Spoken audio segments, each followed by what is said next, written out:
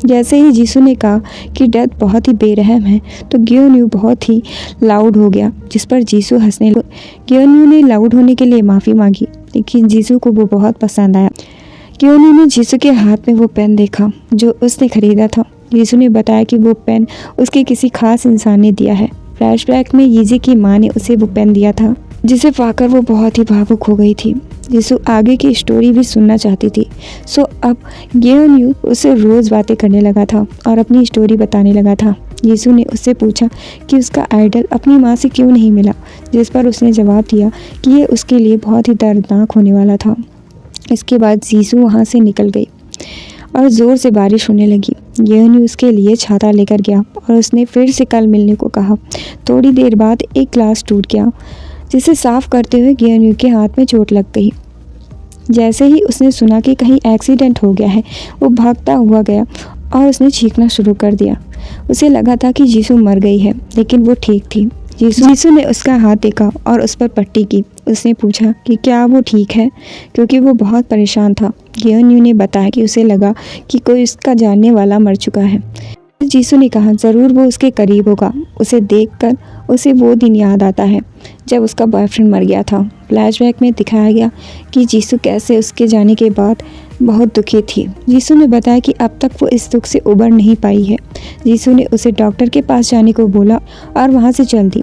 गियोन्यू उससे अगले दिन भी मिलना चाहता था, लेकिन यीशु को उसकी कहानियाँ सुनकर यीशु की याद आती थी, इसलिए अब वो उससे मिलना नहीं चाहती थी। इसके बाद यीशु के मेमोरियल पर गई और वो नॉर्मली जी रही थी, लेकिन उसे अब भी यीशु की याद आती थी। वो खुद को दोष देती है, क्योंकि अगर वो उसे उस रात रोक लेती तो शायद वो ना मरता।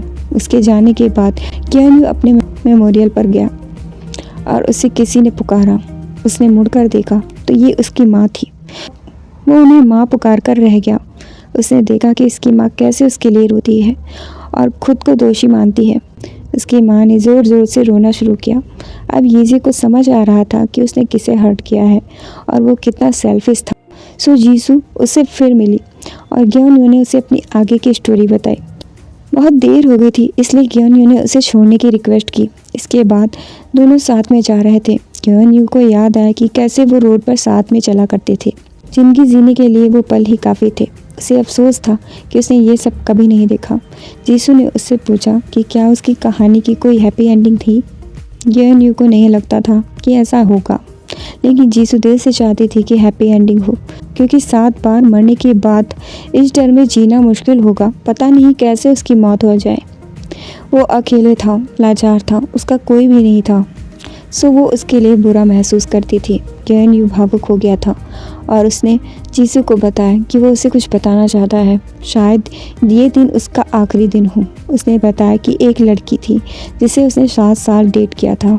वो उसे कभी भी अच्छी चीज़ें नहीं दे पाया, फिर भी वो गर्व से सबके सामने उसे पेश करती थी। वो उसके लिए ज़्यादा ही अच्छी थी, लेकिन वो इस चीज़ को कभी महसूस ही नहीं कर पाया। उसने बेवजह उस पर शक किया और उसे जाने दिया। उसे सच में अफसोस है। उसने बताया कि जो वो कहानी बताता है वो असली है और वो खुद ही इसे जी रहा है। वो 7 बार मर चुका है और अब कभी भी मर सकता है। उसने बताया कि उसकी पहली लाइफ में वो यीशु था। यीशु उसकी बातों पर यकीन नहीं कर पा रही थी। तभी अचानक एक कार आई और उन्हें कुचल दिया। कार से तेयू निकला और उसे कोई पछतावा नहीं था। उसके सेक्रेटरी ने जब उसे देखा तो वो चौंक गया, क्योंकि यीशु की गर्दन बुरी तरह से मुड़ चुकी थी। तेयू के लाइटर को देखकर गियोन्यू को याद आ गया कि जब वो लीजुन था तो उसने ही जिनते को मारने के लिए कहा था। उसी ने हिट एंड रन केस में तेसांग को फंसाया था। सो वो काफ़ी चीज़ों में इन्वॉल्व था।